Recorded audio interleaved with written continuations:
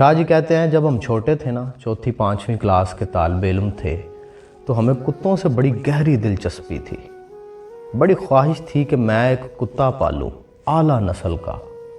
لیکن ظاہر ہے کہ تب ناسمجھ تھے ہم، اور وسائل بھی محدود سے تھے۔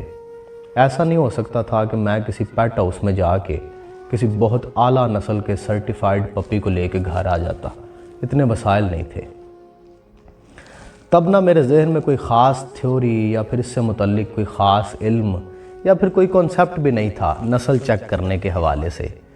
تو ہم اس وقت کرتے یہ تھے کہ کوئی بھی پپی جو ہمیں ملتا اسے ہم کان سے پکڑ کے نا ہوا میں اس طرح سسپینڈ کر دیتے، تو اگر تو وہ چیختا، شور مچاتا، تو ہم کہتے کہ یہ اچھی نسل کا نہیں ہے، اسے ریجیکٹ کر دو، کوئی اور ڈھونڈتے ہیں۔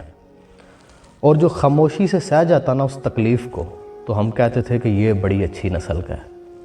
یعنی یہ پیرامیٹر سیٹ کیا ہوا تھا بچپن میں ان پپیز کی نسل کو چیک کرنے کا۔ پھر زندگی کا ایک عرصہ گزارنے کے بعد، گھاٹ گھاٹ کا پانی پینے کے بعد، ملکوں ملکوں گھومنے کے بعد، ہم اس نتیجے پہ پہنچے کہ بچپن میں وہ جو تھیوری اپلائی کیا کرتے تھے نا ہم پپیز پہ، وہ تو بڑی درست تھی۔ کوئی ہمارا دوست کتنا اعلیٰ ظرف اور خاندانی ہے، ہمیں کبھی اس بات کا پتہ نہیں چلتا۔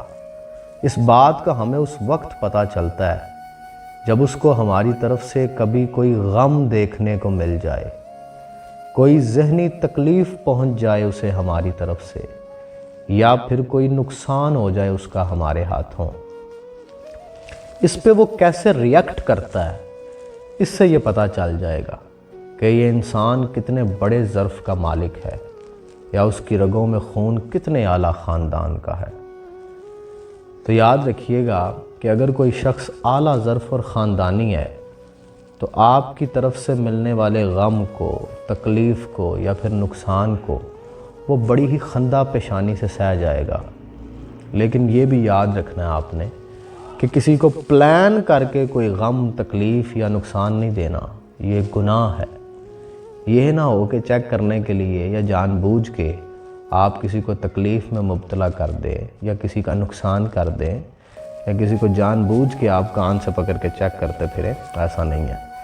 زندگی میں ایسا ہو جاتا ہے کہ آپ چاہتے نہیں ہیں لیکن کسی کو کوئی غم مل جاتا ہے، کسی کا کوئی نقصان ہو جاتا ہے، کسی کو کوئی تکلیف آپ کی وجہ سے پہنچ جاتی ہے۔ آپ ایسا بالکل نہیں چاہتے، لیکن اللہ رب العزت کا ایک پورے کا پورا پلان ہوتا ہے۔ اس نے انسان کو آزمائشوں سے گزارنا ہوتا ہے۔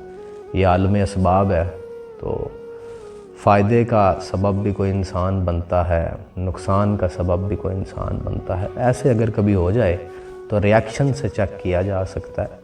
اگر آپ جان بوجھ کے کریں گے ایسا تو یہ گناہ ہے، یہ کسی کا دل دکھانا ہے، یہ اس زمرے میں آتا ہے۔